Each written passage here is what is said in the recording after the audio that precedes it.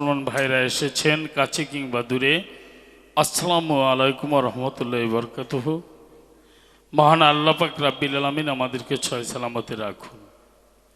আমরা যতক্ষণ এখানে গান শুনবো ততক্ষণ যেন কোনো আন কথা, কোনো বাজে কথা, কোনো বাজে চিন্তা, কোনো বাজে চেতনা যেন আমাদের মধ্যে কাজ না করে।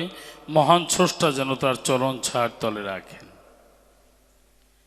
দুঃখের বিষয়, আমার বিপক্ষে আজকে বাল্মীকি শিষ্য ভরদ্বাজ। উনি একটা কথা বললেন, রত্নাকর নাকি স্বয়ং নারায়ণ রূপে এসেছেন, নারায়ণ রত্নাকর রূপে এসেছেন। লজ্জা করে না? বইপত্র পড়বা না? যদি রত্নাকর নারায়ণ হয় তাহলে রামকে। আর একটা কথা বললেন, উনি আসর থেকে যাবার আগে রাম নাম নিয়ে আলোচনা করছো, রাম সীতা প্রেমানন্দে ধ্বনি দেওয়া উচিত ছিল, তাই না? উনি ধ্বনি দিলেন কি বলে? ভক্তবিন্দু বলে। ভালো, এখানেও ধরছি না। তো উনি সুন্দর করে কয়েকটা প্রশ্ন দিয়ে গেছেন। কর্তা রামায়ণও খারাপ জানেন না, ভাগবত খারাপ জানেন না। ঘটনা হলো কি, আপনারা যারা মংলা বন্দরে গেছেন, মংলা বন্দর, ওখানে বিদেশি ইংরেজরা আসেন। তা ইংরেজরা, এক ইংরেজ এসেছেন, এক বাঙালি একটা কচ্ছপ ধরে দিয়েছে। কচ্ছপ ধরে দিয়ে বলছে এটা নিন। বলছে এটা কি করিয়া খাইতে হয়? বলছে ইংরেজ বাবু, এটা গরম জলে দিয়ে খাইতে হয়। ইংরেজ জাহাজে গিয়ে আমি যাই প্রকাশ করিয়া 1 ড্রাম গরম জল করিয়া কচ্ছপের হাত পা ছাড়িয়া জীবিত কচ্ছপ গরম জলের মধ্যে ফেলে দিয়েছে। কচ্ছপ কি চুপ করে থাকে? দাপাদাপি শুরু করে দিয়েছে। ইংরেজ বলিতেছে, বাঙালি বাবু তো আমাকে একটা ভালো জিনিস দিয়েছে, উহাকে ঘাটাইতে হয় না, ঘটাইতে হয় না, আপনা আপনি ঘাটিয়া ঘুটিয়া লইতেছে। আজকের দশা হয়েছে তাই। ওরে কিছু বলা লাগে না, ও নিজেই ঘাটাইয়ে ঘটাইয়ে লইতে পারে। তো মনে আছে বাবু? হ্যাঁ, ভরদ্বাজ। হ্যাঁ, উনি বলছে কি, ওনার রামায়ণ আর আমাকে দিয়েছে ভাগবত, গীতা, মহাভারত। কিন্তু বুদ্ধি জ্ঞান যে কবে হবে তা আমি বলতে পারি না। ভুল ত্রুটি ক্ষমা করবেন। আমি কাব্যের মধ্যে প্রবেশ করার চেষ্টা করব। প্রথমে একখানা ধোয়া দিয়া আস্তে আস্তে কাব্যের মধ্যে যাচ্ছি।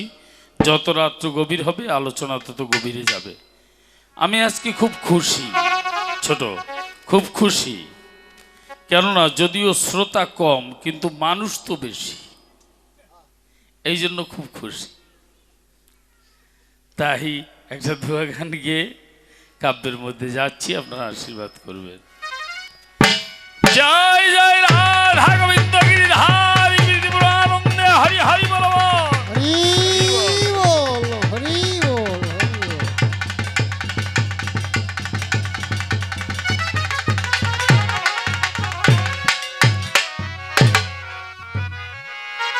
আমার হৃদয়ে পরশিয়া রে,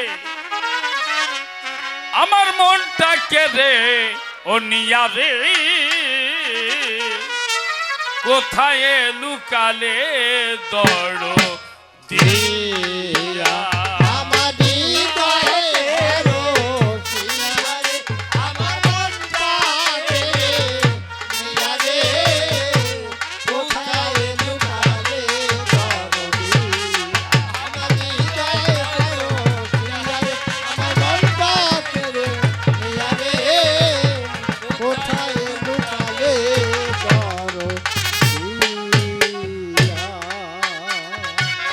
তোর লাগিয়া কান্দি আমি, কান্দি রয়া রয়া।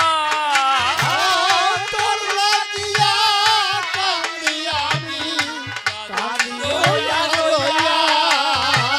তোর লাগিয়া কান্দি আমি, কান্দি রয়া রয়া রে।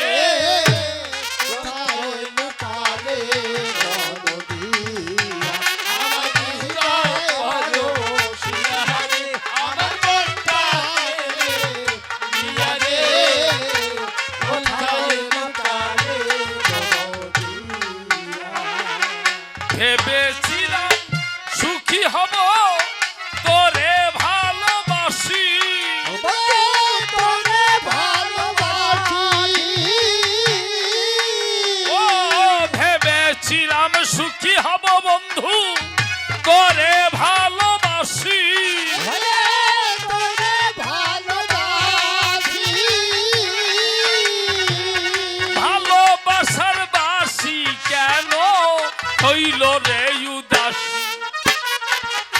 পরাণ কালো শশী গেল, পরাণ কালো শশী গেল, পরাণ কালো শশী গেল অমানিসা হইয়া রে।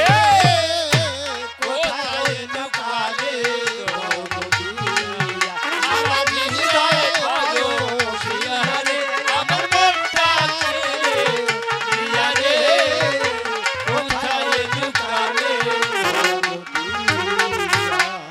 তোর মনে এই ছিল বন্ধু আগে জানিলে, আগে জানিলে, ও তোর মনে এই ছিল বন্ধু আগে জানিলে, আগে জানিলে,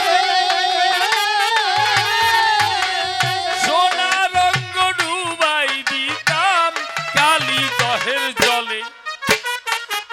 এই কি ছিল মোর কপালে, এই ছিল মোর কপালে, এই কি ছিল মোর কপালে, কান্দি রইয়া রইয়া রে।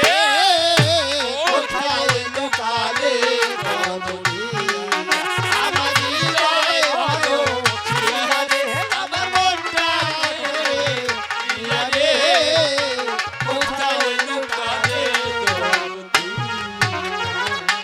সাত পাঁচ না ভেবে কেউ পিরিতে মজিয়া, হায়রে পিরিতে মজিয়া, ও সাত পাঁচ না ভেবে কেউ পিরিতে মজিয়া, হায়রে পিরিতে মজিয়া, আমার মতো কেউ যেও না কুলে কালি দিয়া, তিমিরেরও কান্দে হিয়া, তিমিরেরও কান্দে হিয়া, তিমিরেরও কান্দে হিয়া, সকলি খুয়াইয়া রে। কোথায় লুকালে দ্রৌপদী, আমার হৃদয়ে ভালোবাসিয়া রে, আমার মনটা ছেড়ে দিয়া রে, কোথায় লুকালে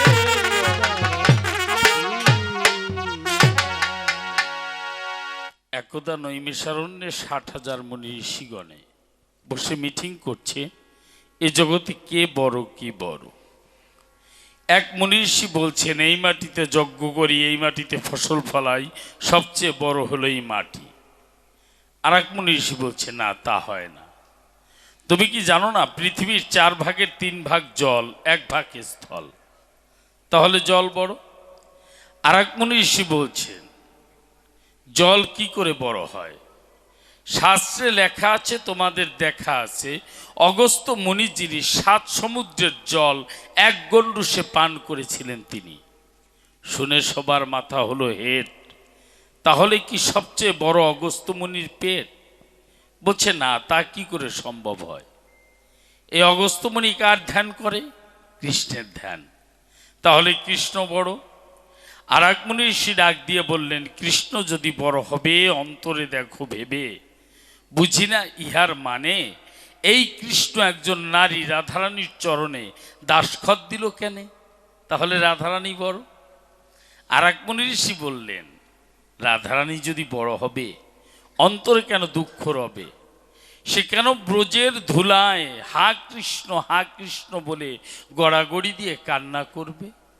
কোনো সমাধান হলো না। মুনি ঋষিরা বলছে, কথা নাও, একমাত্র সমাধান আছে, খুলে বলি তোমাদের কাছে। নারদায় নম বলে নারদকে আহ্বান করে যজ্ঞে আহুতি দাও। নারদকে ছাড়া কোনো অঘটনও কিন্তু মা ঘটে না, আর কোনো ভালো কাজও হয় না। তাই আমি ব্যক্তিগতভাবে ভূমিকা বাদ দিয়ে, আমি তিমির সরকার, আমি নারদের একটা নাম দিয়েছি, কি জানেন? নারদ হলো British broadcasting corporation of BBC সেন্টারের জেনারেল চেয়ারম্যান। নামটা ভালো হয়েছে। নারদায় নম বলে যখন যজ্ঞে আহুতি দিলে, নারদ এসে হাজির হলে ডাক দিয়া কয়, কি জন্য ডাকলে মুরে? খুলে বলো আমার ধারে, শুনতে আমার ইচ্ছা হয়। মুনি ঋষিরা ছিল যারা ডাক দিয়ে বলল তারা, দয়া করে কথা নাও, গোবিন্দের কাছে গিয়া এসো শুনিয়া এই জগতে কি বড় কে বড় জানতে অভিপ্রায়। নারদ তো চলে গেল, গোবিন্দকে জিজ্ঞেস করলো, গোবিন্দ এই জগতে কে বড় কি বড়? প্রত্যুত্তরে গোবিন্দ বললেন, আমা হতে আমার নাম বড়, নাম হতে ভক্ত বড়, ভক্ত হতে ভক্তের চরণ ধুলি আরো বড়। যেখানে ভক্তগণে মত্ত থাকে নাম সংকীর্তনে, এক ভক্ত আর এক ভক্তকে আলিঙ্গন দেয়, এক ভক্ত আর এক ভক্তের চরণ ধুলি নেয়। আমি রাধারানীকে নিয়া ওই ভক্তের মধ্যে গড়াগড়ি দেই ভালো। রাধা গোবিন্দ প্রেমানন্দে ভক্তবৃন্দে হরি হরি বল। হরি বল, হরি বল। এই ভক্তের চরণধুলি নিয়ে মাথে যাব আমি কাব্য পথে, নীরবে থাকবেন ভক্তগণ। দেখেন একটু লক্ষ্য করে বলি, সবার ধারে বিপক্ষের সরকার যিনি, আমি তারে ভালোই চিনি। যেমন বালুর মধ্যে থাকলে চিনি, পিপিলিকায় চেনে চিনি, আমি তারে তেমনি মতো চিনি। আজকে ভরদ্বাজ নাম ধরে ব্যাসদেব বানাইয়ে মোড়ে প্রশ্ন করেছে দান।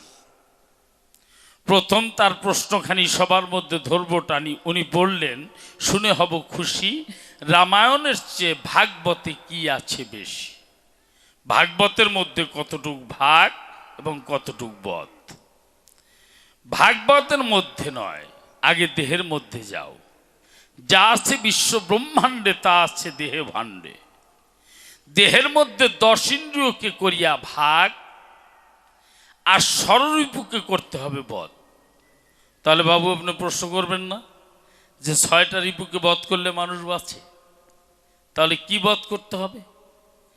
আমার মধ্যে যখন 6টা রিপু আছে, তাহলে আমার মধ্যে যে 6টা রিপু রয়েছে, কাম, ক্রোধ, লোভ, মোহ, মদ, মাৎসর্য, এই কাম ওর মধ্যে 6টা রিপু আছে না? ক্রোধ ওর মধ্যে 6টা রিপু আছে না?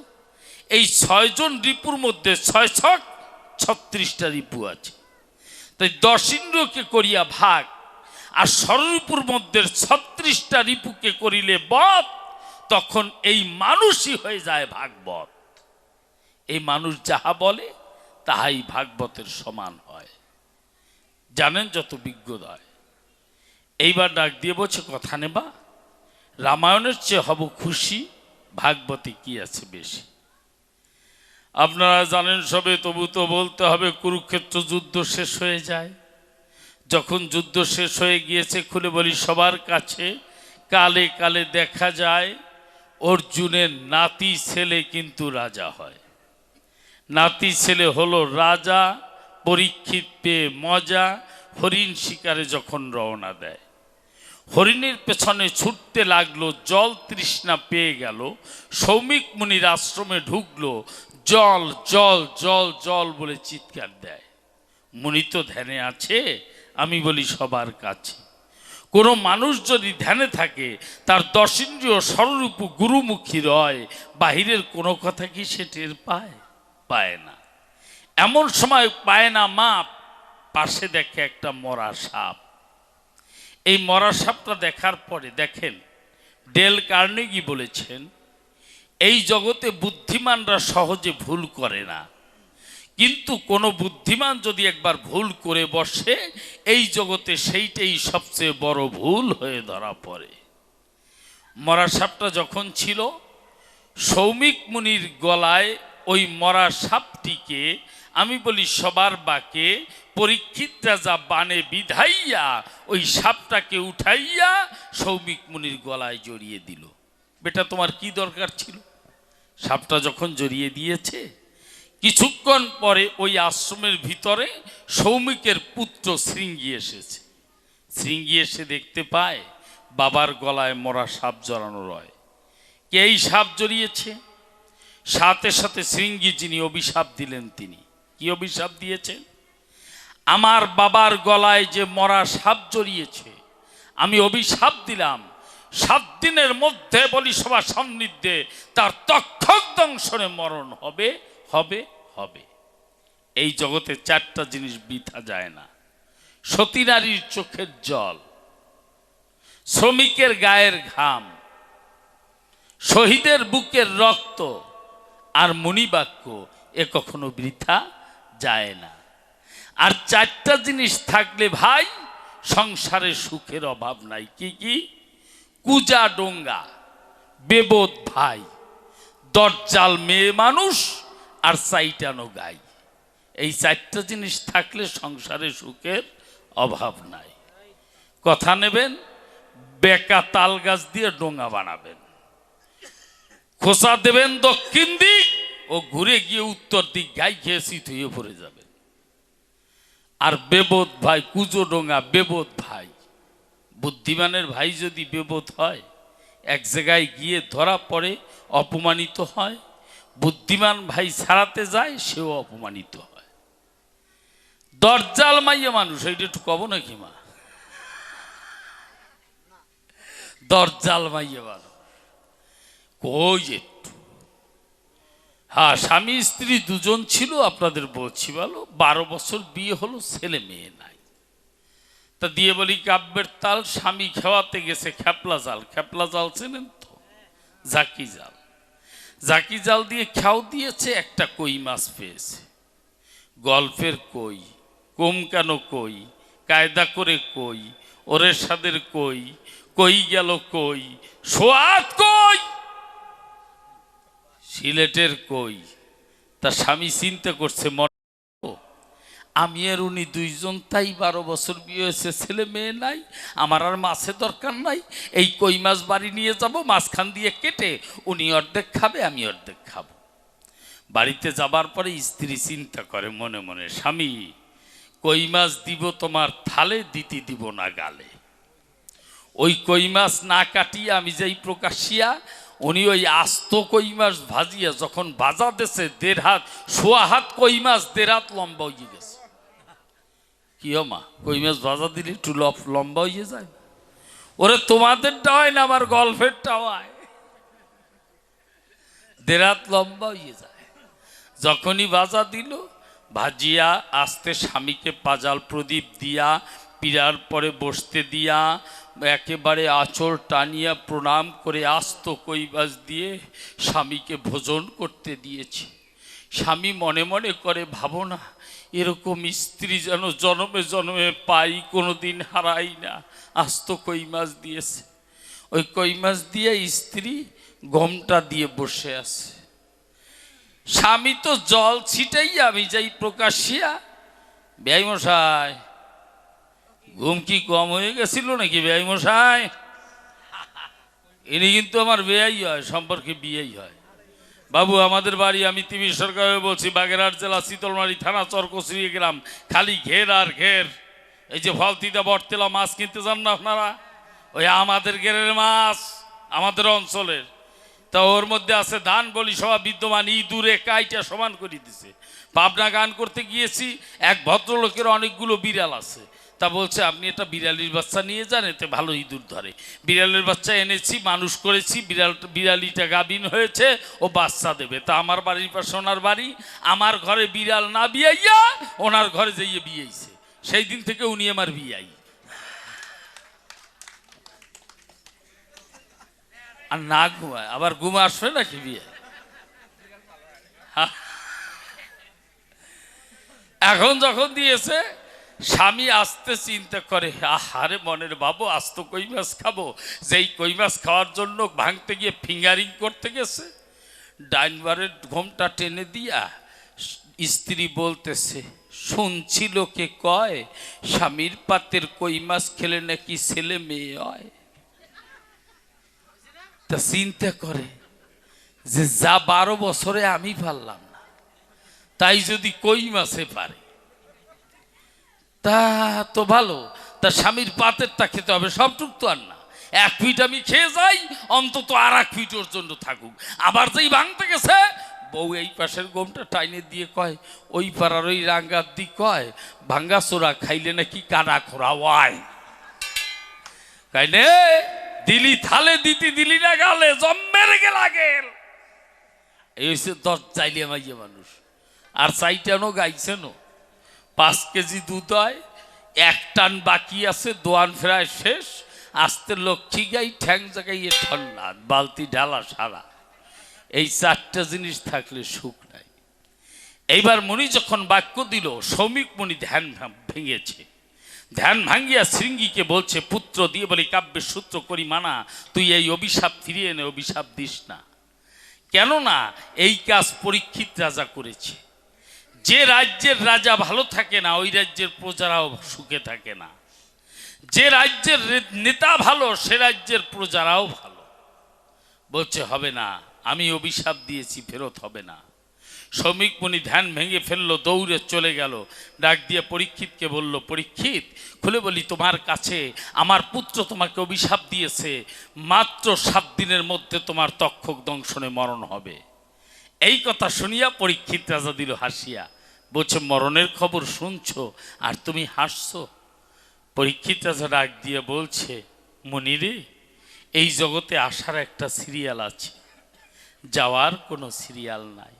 বড় মেজো সেজো ছোট আসে, কিন্তু কে যে কখন হাত ছেড়ে চলে যায় বলে যাবার সময় পায় না। যদি কোনো মানুষ মৃত্যুর আগে জানতে পারে এত তারিখে আমার মরণ হবে, আর কিছু করুক বা না করুক, অন্তত ভক্তের চরণ ধুলি নিয়া সে পরম্পরের পাথেও সংগ্রহ করে নিতে পারে, আর কিছু পারুক বা না পারুক। ডাক দিয়ে বলছে, সৌমিক মুনি রে, মুনি তোমার কাছে শুনি মৃত্যু কয় প্রকার এবং কি কি। মুনি তখন বললেন, মৃত্যু প্রধানত 3 প্রকার। কি কি? একটা উত্তম মৃত্যু, একটা মধ্যম মৃত্যু, আর একটা অধম মৃত্যু। মানুষের মৃত্যুকালে তোমার কাছে বলি খুলে, যদি লিঙ্গমূল প্লাস গুহ্যদ্বার দিয়ে আত্মা বেরিয়ে যায় তাকে নিম্ন মৃত্যু বলা হয়। তার আত্মা একটা স্তরে ভাসে, তারও আসা যাওয়া আছে। কোনো মানুষের মরণকালে নাভিপদ্ম ফাঁকা হয়ে যদি আত্মা বেরিয়ে যায় তাকে মধ্যম মৃত্যু বলা হয়। তার আত্মা একটা স্তরে ভাসে, তারও আসা যাওয়া আছে। যদি কারো মরণকালে নাক, চোখ, কান, মুখ দিয়ে আত্মা বেরিয়ে যায় তাকে উত্তম মৃত্যু বলা হয়। তার আত্মা একটা স্তরে ভাসে, তারও আসা যাওয়া আছে। কিন্তু যদি কোনো মানুষের মরণের সময় তার ব্রহ্মরন্ধ্র ফাঁকা হয়ে আত্মা বেরিয়ে যায়, ওই আত্মা গিয়ে গোবিন্দের চরণে পৌঁছায়, তার আর আসাও লাগে না, যাওয়াও লাগে না, তার আর জন্ম হয় না। বলছে এই নির্বাণ মৃত্যু তারে কয়। এই নির্বাণ মৃত্যু আছে কিসে?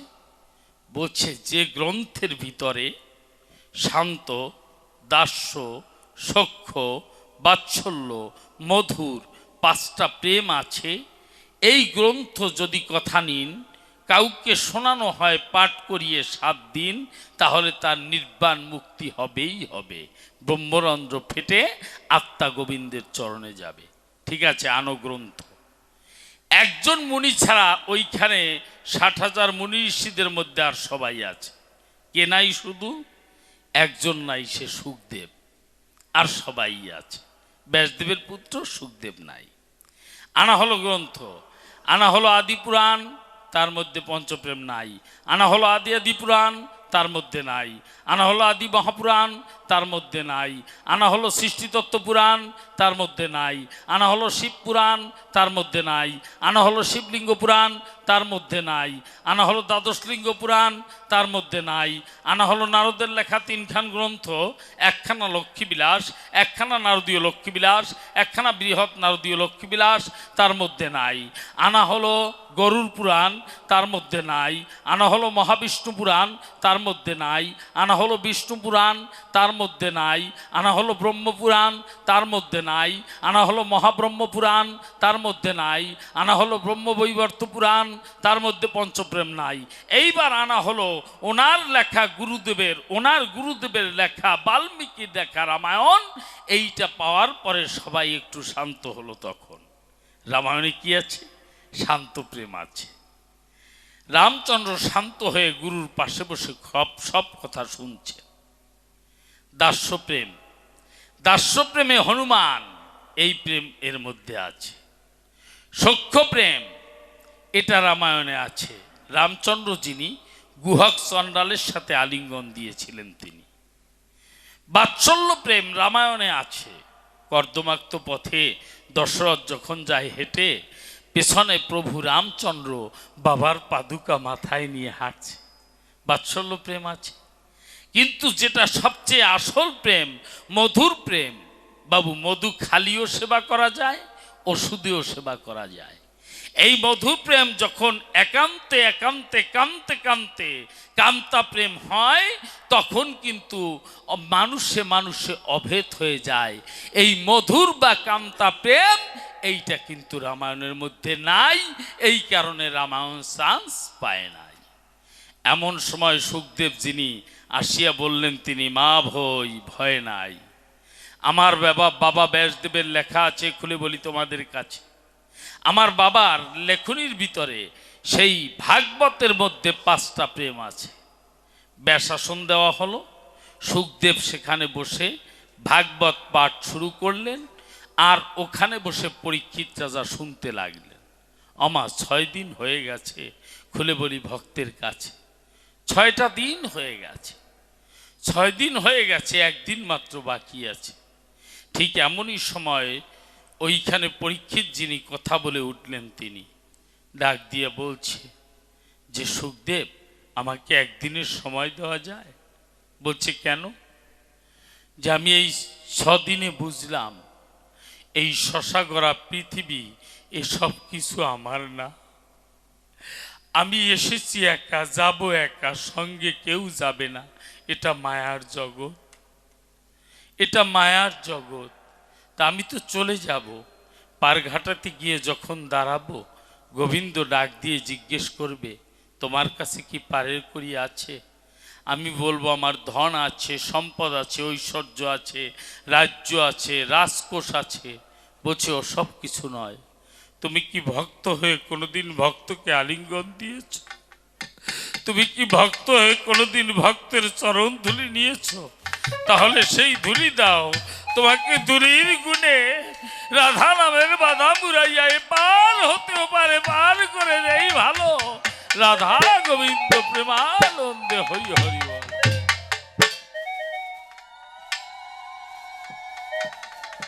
তোমাকে পার করে দেই। তো আমার তো মাত্র 1 দিন বাকি আছে। কথা নিন, আপনি বেশাসনে বসে থাকুন, আমাকে 1 দিন ছুটি দিন।